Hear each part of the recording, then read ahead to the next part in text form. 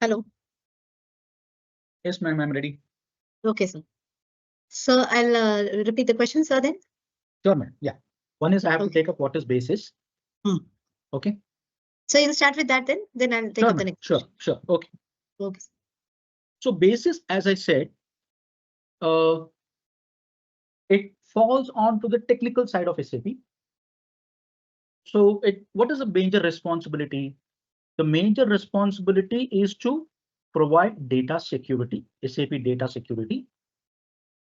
Now I think we are talking about big data okay. So the data has to be protected at all costs, which is very, very confidential. Okay, that is one. The second thing is probably it may be a little, I wouldn't say that you will not be in a position to understand, but you may have to, it may not be as clear as maybe say when you progress your career in SAP, you will try to understand, or maybe when the course slowly proceeds, you will be in a much better position to understand how much of SAP can a person use. I'm just giving you a small example. I'm a clerk in the specific department, say in an accounts receivable department.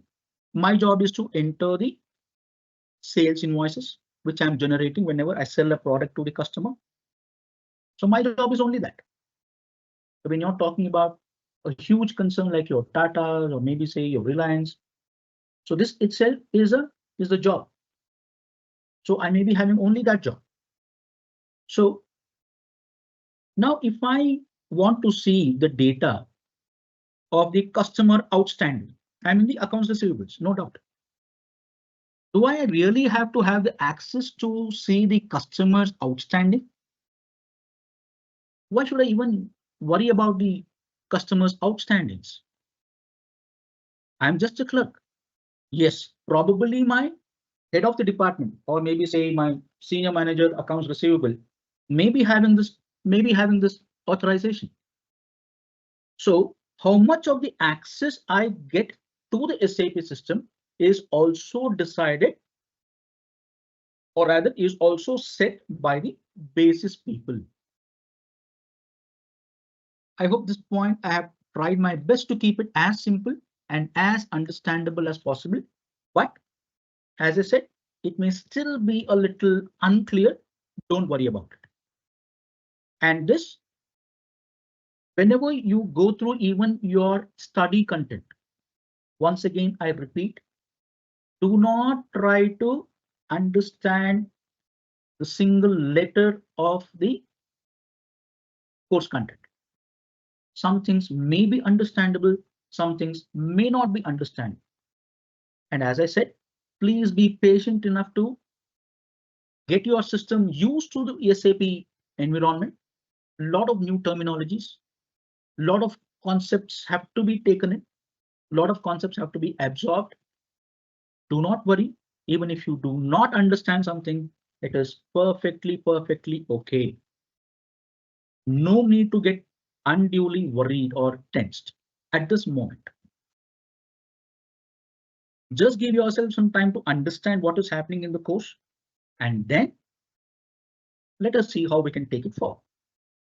Yes, madam, I think I was clear in telling them what basis was all about. Yes, sir. Yes, So madam, I'm ready. Yes, madam, go ahead. Next question is, can we say that master data is something that is not changed very frequently? Absolutely. Perfect. Yes. Perfect. It doesn't undergo a change frequently. Perfectly understood. Yes, madam. Yes, sir. Next question is, if a company uses some other ERP system and now converted into SAP, so does it hamper the data?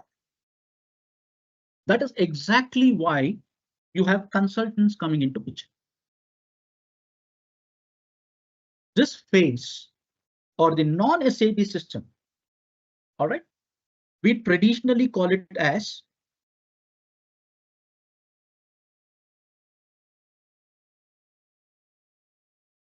a legacy systems. So even before an organization has moved to the SAP system, the earlier system, they are referred to as the legacy system. there is a particular phase in the project implementation, which I'm going to let you know. There is a particular phase in the project where we consultants are responsible for comparing the non-SAP data with the SAP data simultaneously. So even before we hand over the system to the implementing partner, to the company for which we are introducing SAP, it also had earlier data. So all the data must be consistently moved to the SAP system, and there should be 100% consistency. There is no chance for a slippage at all because your financials won't match.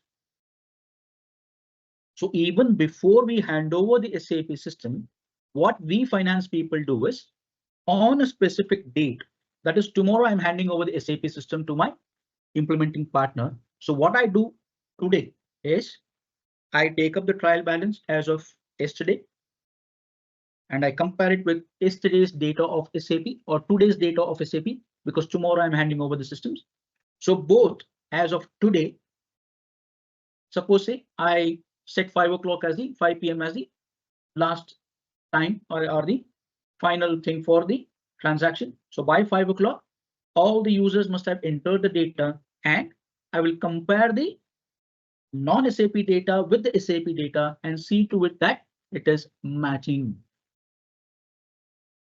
We normally, the finance people, we match the trial balance taken on the particular date.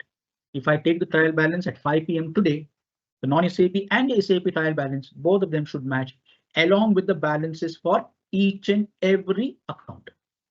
Only then we will ensure that we hand over the correct SAP system to our implementing partner.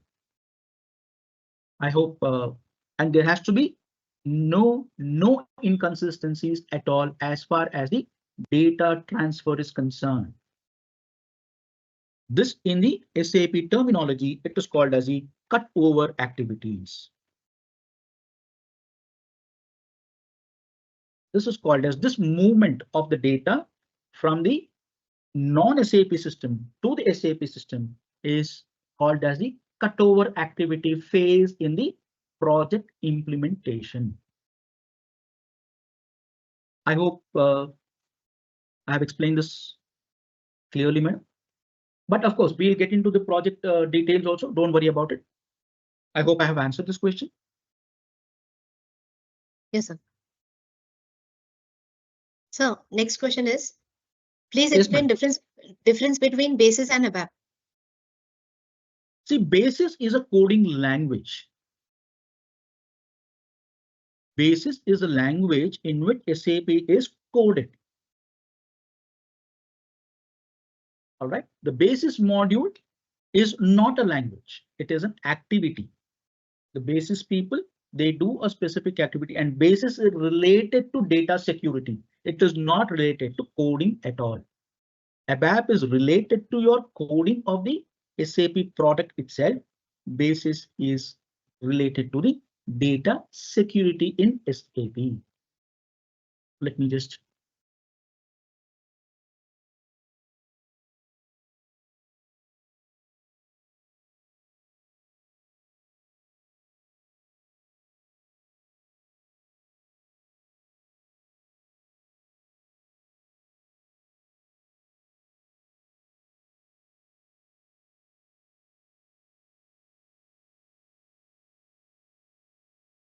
I hope this 2 lines, they have added some clarity to your thought process. ABAP is simply a coding language. Okay, and BASIS is an activity related concerning with the data security, data authorizations, and many things more. And their activity, I'm talking about the BASIS, their activity is even more when we are talking about HANA. All right, so let's not get into it. I hope I have clarified things in the most simplest of the ways, right? Yes, madam. I hope I was clear. Yes, sir. Sir, next question is, Kirana shop vendors, general market vegetable sellers are also put their, if they also put their data in SAP, what's the advantage for their prospective view? See, it depends on, see, SAP cannot be used only for the billing. So billing, there could be so many softwares available.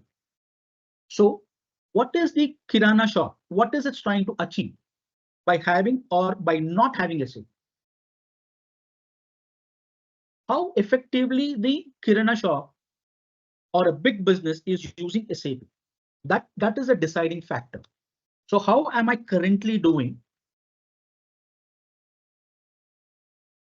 Let me bring in another project terminology as is. How is my business doing now?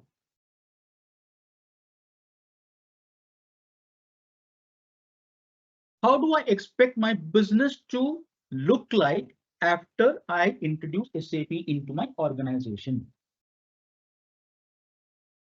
So when I invest some money into a costly product like that of SAP, what is it that I get? Is it going to transform my business into more profits? Or what part of SAP am I looking at? See, the Kirana shop, see, as I said, if I'm talking about a manufacturing industry, is it the same weighing scale, a manufacturing industry and a Kirana shop? So the manufacturing industry's usage and the complexity of the business is much more than that of a simple Kirana shop. Do you agree with me? So it all depends on how the business owner, how and why is it looking at SAP? If my investment is more than my returns, obviously I will not invest. Why should I invest on a product like SAP? Only for billing, only for a particular activity. How is it going to improvise my functions in my organization? Can I increase my productivity? Can I cut down on the wastage of my resources? Can I sell my products better? Can I manage my business more professionally, more productively, more effectively, more profitably?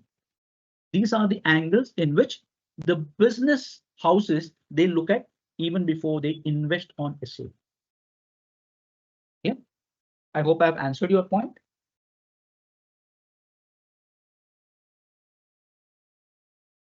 Yes, sir. Yes, madam.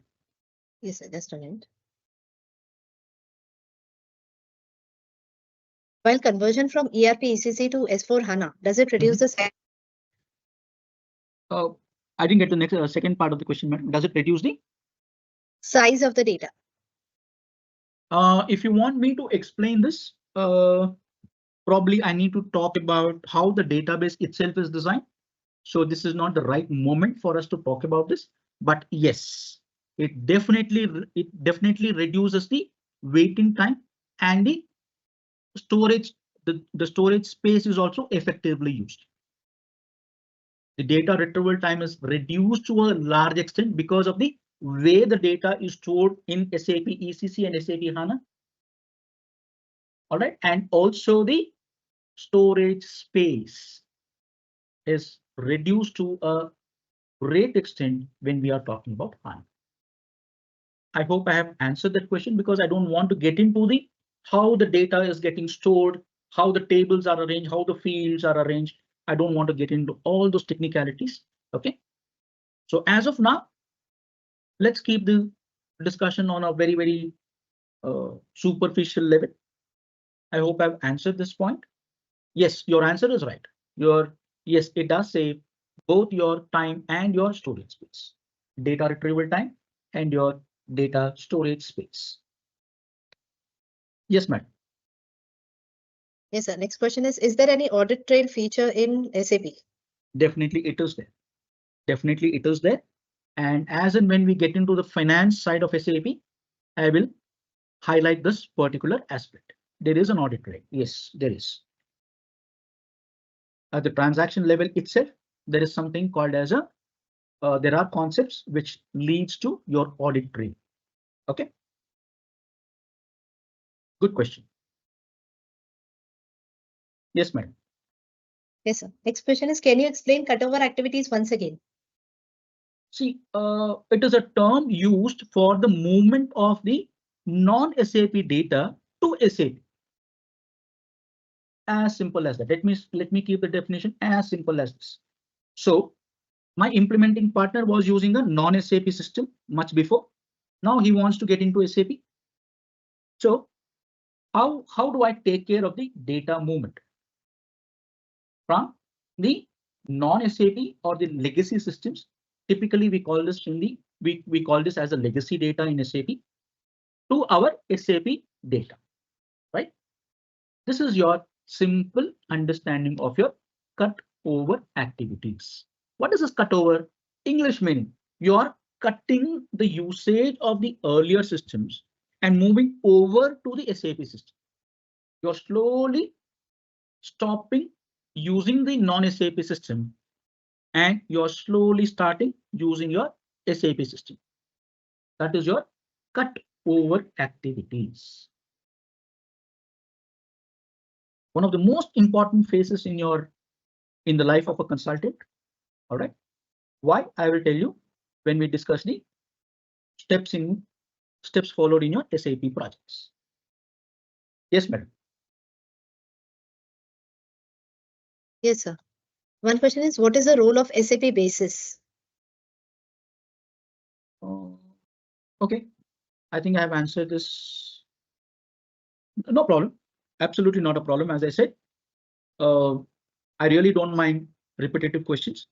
But as far as the role of a basis person is concerned, he is responsible for protection of the data security, and also the authorization or the permissions for a particular person to use the SAP system in the organization.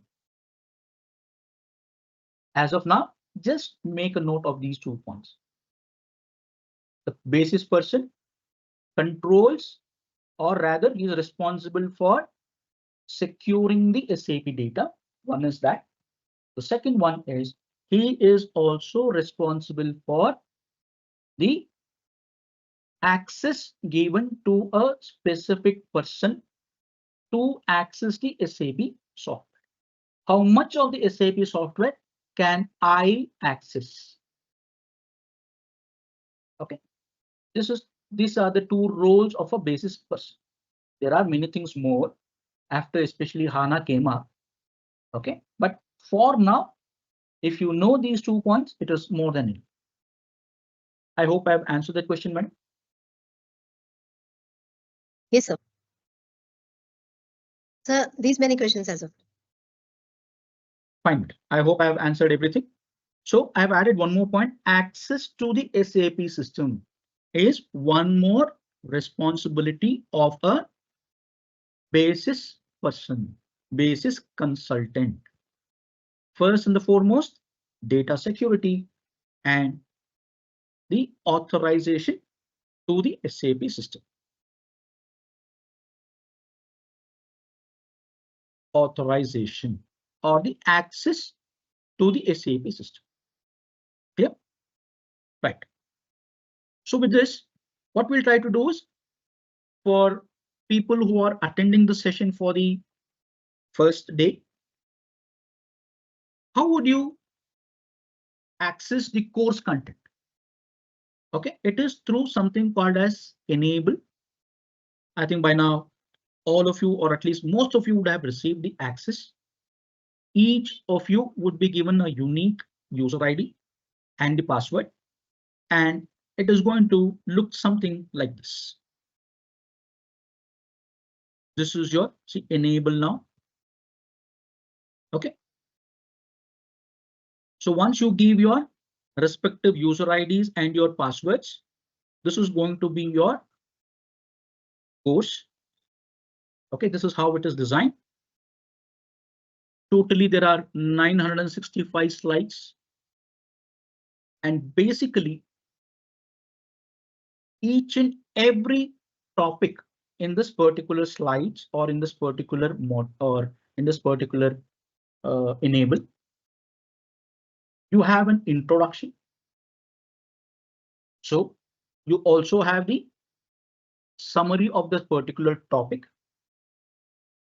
Lastly, you also have your question and answers as far as that particular topic is concerned, so that it enhances your understanding. So if you answer those questions, probably it will be, I think there are 4 to 5 questions in every unit. We call each of the topic as units. OK, so each unit will have a objective. OK, it will have this summary at the end of the unit and followed by questions, so that your understanding of the unit or of the topic is complete. Clear? So each and every slide you have an audio. Can you see the place where I'm moving the cursor? There is each and every slide has an audio support. You can switch on the audio or you can switch off by keeping yourself on mute. OK, or you can unmute. So single right arrow, double right arrow, single left arrow, double right arrow. I mean double left arrow. What do these indicate? So if I'm moving page by page in a specific unit, I use a single arrow. Can you see I'm on page 5? Oh, I think so it goes to page number 6.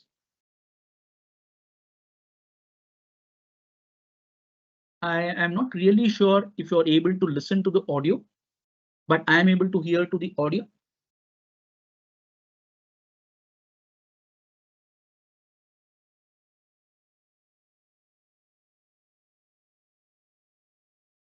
Madam, were you able to hear to the audio?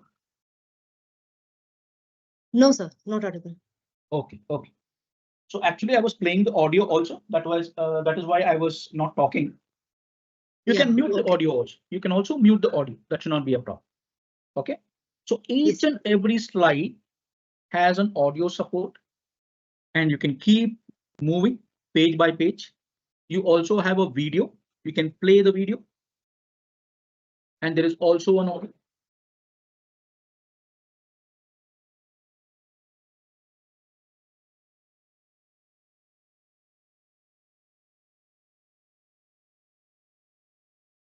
So you also have some graphical slides so that the explanation becomes more and more clearer. OK, so like this, you can swim through your course content. All right. So this is how your course content looks like.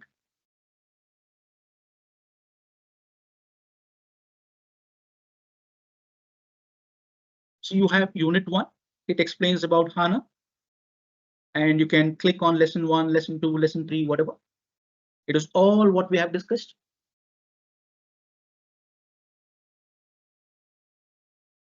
So what is HANA? What is ERP? So we have all seen this. It is the same thing what I showed you. It is the same thing. Absolutely no change. So in my documentation, I only made the English a little simpler. That's it. All the contents are the same. What is an ERP? Why do you use ERP? Okay, all these things. See, you also have an audio. I mean the video. OK, you can listen to the audio in your free time. It is a wonderfully designed course content for you people. And with this course content, expectation should be that you will feel you will be more comfortable in using the SAP systems. And when you are put into an SAP environment, your understanding of what is going around you, because tomorrow you're going to be qualified CMAs. And the expectations from you professionals from the business is something really huge. All right, so you carry a lot of expectations, right? So this is how this course is going to help you. All right, and as I said, do not try to understand these slides letter by letter or word by word. Just give some time for yourself to understand this. For this, you may have to read and reread.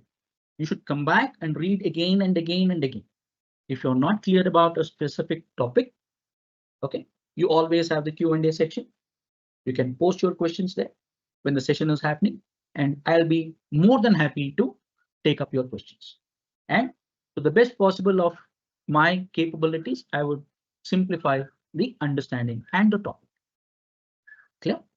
Okay, now let us go through this.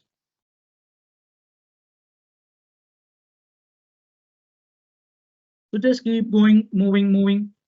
And what does this particular double arrow indicate? Now, if you remember, you are in unit 1. So whenever I have finished through the unit 1 and I want to skip to unit 2, I go to the double right arrow. See, can you see I jumped from page number 6 or 7 to page number 56. So we have also known what is business processes. So if you want to go through page by page, read them. You also have interactions, very interactive slides. And I will take you back to slide number 1, where I want to see unit overview. Did you see this unit overview? What is it that you will learn after you read through this unit? Clear? Now, one more interesting thing what I wanted to show you was this. See, you have questions also. Maybe you'll be having little more than 5 questions. I am in question number 5. So go back, you'll get question number 4. SAP Fiori applications are role-based. So we know what Fiori is. I would mark the answer. Right? And I would submit. So it will immediately give me the answer also. So you are confident that you have understood the topic. And even if you get incorrect, it is perfectly okay. You are still in the learning phase. Absolutely no problem. You can reread, come back, and then answer your question, understand the question, and answer the question. This is how your course content is split. Yeah. So every course content will have a objective, and at the end of the explanation, it has a summary. And to end the unit, to end the topic, you have your understanding of the topic by means of questions. Okay, this is for people who are absent on the first day. Okay, make the best use of this content. It is wonderfully designed. All right. Now coming back to our integrated business process. This we are going to pause here. Right. And see, as I said, it deals with more of, see, I'm going to quickly go through this, but I'm going to revisit this in detail in the 3rd week of our session, because by then you would have understood SAP Finance, the importance of SAP Finance, and you will have better understanding of this particular integrated business processes. I can show you the slides. That's absolutely not a problem. Unfortunately, I'm not able to get through the, you could have heard the questions also. See. So there are some characters asking questions to each other. So I want to understand about what is a primary business process and how it has been understood by any ERP product. Okay. So what is he talking about? So you have some characters, Richa, Priya. All right.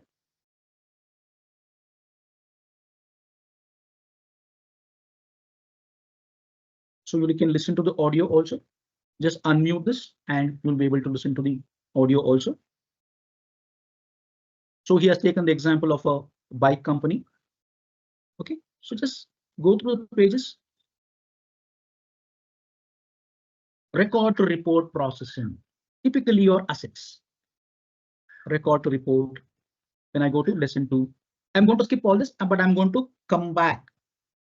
Please mark my words, I'm going to come back. Okay. Lesson 2, source to pay processing, warehouse and inventory, design to operate, production plan, procure to, now lesson number 5, lead to cash. All these are the names given to the specific business processes. Now, if you say, you can see project systems, asset management, hire to retire, typical integration between your FI and your HR department, record to report assets, source to pay or purchase to pay. In your ECC, it was called as P2P, purchase to pay cycle, but now it is called as source to pay. So like this, we are going to look at how each and every department is talking to each other. Now I'll just click on this. You'll be taken into a deeper explanation as to what is this about. The lesson will cover the source to pay processes, describe the source to pay, how SAP understands. Clear? Just a moment, I need to take this call, I guess. So sorry, so sorry. Okay, I can take it later, not a problem. Did you understand this? I am going to just keep it pending. I'm going to come back to the slides a little. I'm going to come back to this topic a little later. At the appropriate time, we will try to understand. But to get a feel, let's go through this process. Procurement department of a XYZ company. He has taken the example of a bike manufacturing company. So he has given you the examples of how a specific business reached the process. Okay.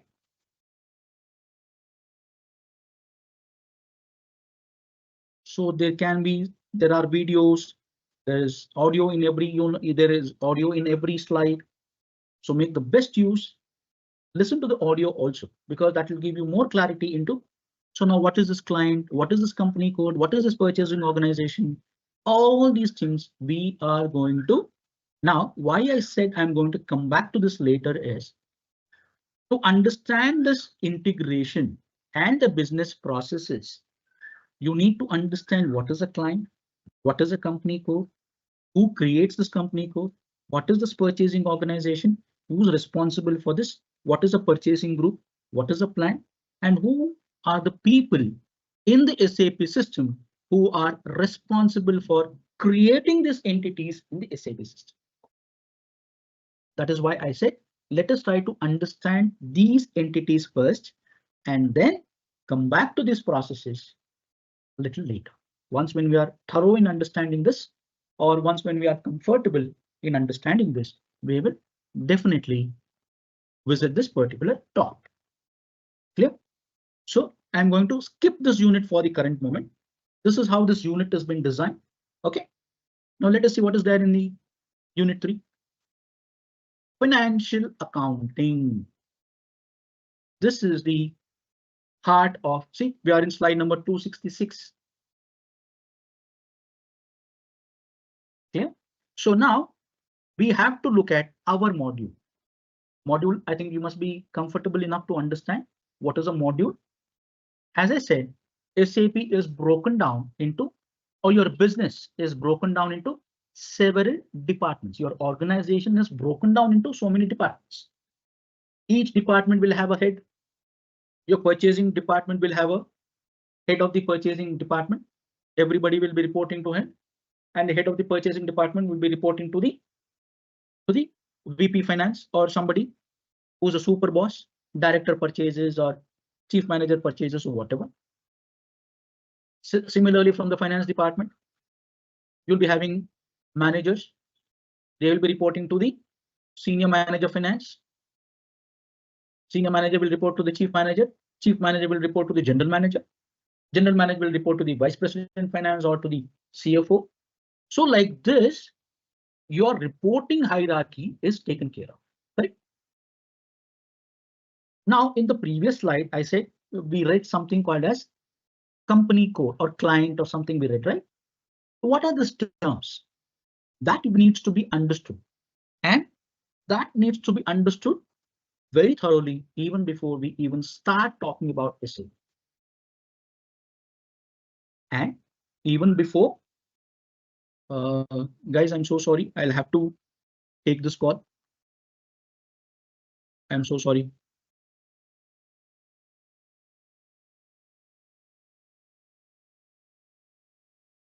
Students, please hold on.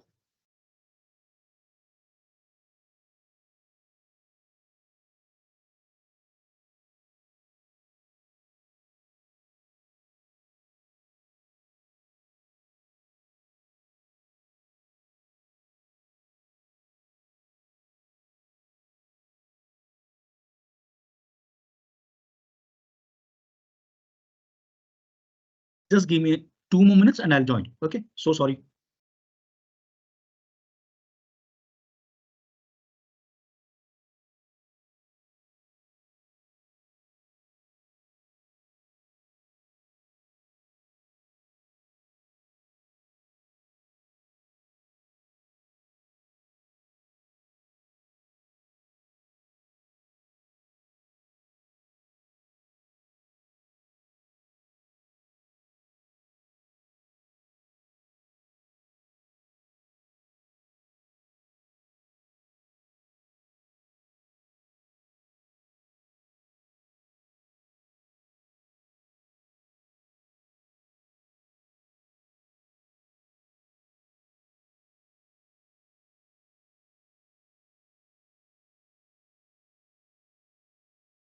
So sorry, students. I had to take this call. All right. So the main idea as to why I kept that particular topic for a later visit is because of that. So basically, we need to understand our module even before we start understanding the other modules. So other modules is, suppose when you want to understand, we saw some words, procure to pay or whatever it is, lead to cash, some typical words we saw, right? Let me get that word right. Some source to pay or something we saw, right?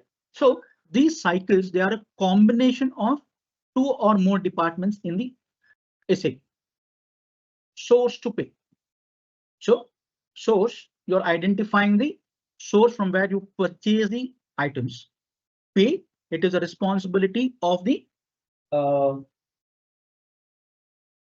just give me.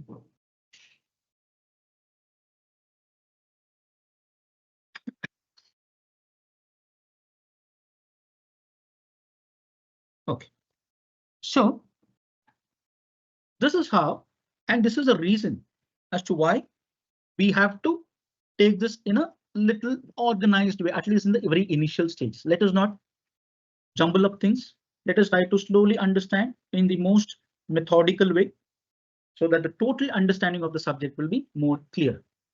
So here, what I'm trying to tell you is, you necessarily, as you see, I'm a consultant. So I just cannot be happy only with my side of SAP.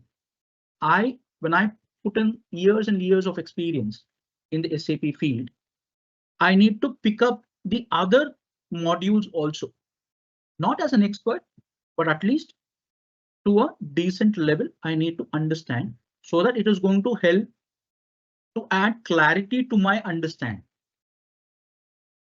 I hope you're getting my points. So what I mean to say is, I cannot simply remain a finance expert alone. I should also understand how the other modules, the purchase module, module, SD module, sales module, production planning department, production planning module, PP module. So we just saw a few examples there. In my Excel sheet, I wrote down all this: FI, CO, PP, PM, PS, right? So all these modules also, I need to have not an expert understanding, but at least a decent understanding of how these modules are working. So understanding of our module is very, very essential. So I'm assuming that We are all finance people. All right. So let us see how this helps us.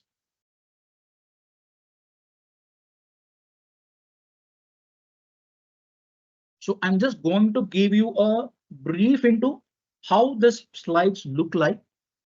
All right. Later, please open up your study content and go through. Now, what does it say?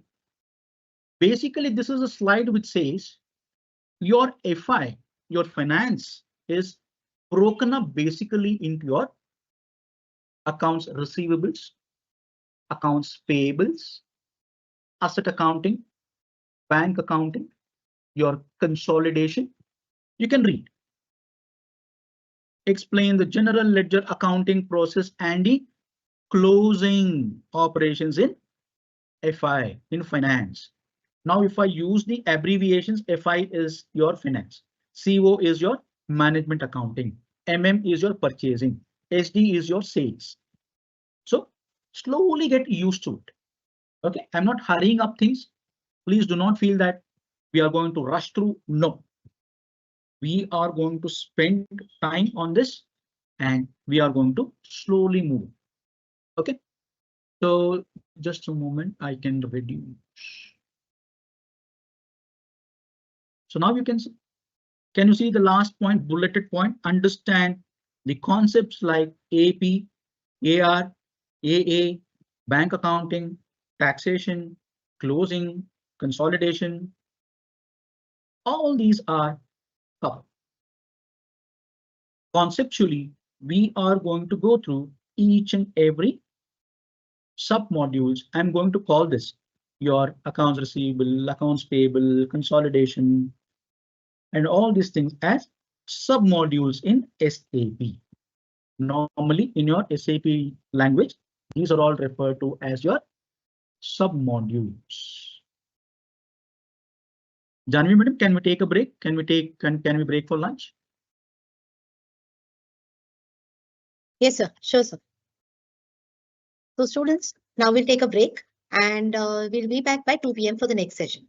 Yes. Thank you, sir. Yeah. Thank you, madam. Thank you. Thank you, sir.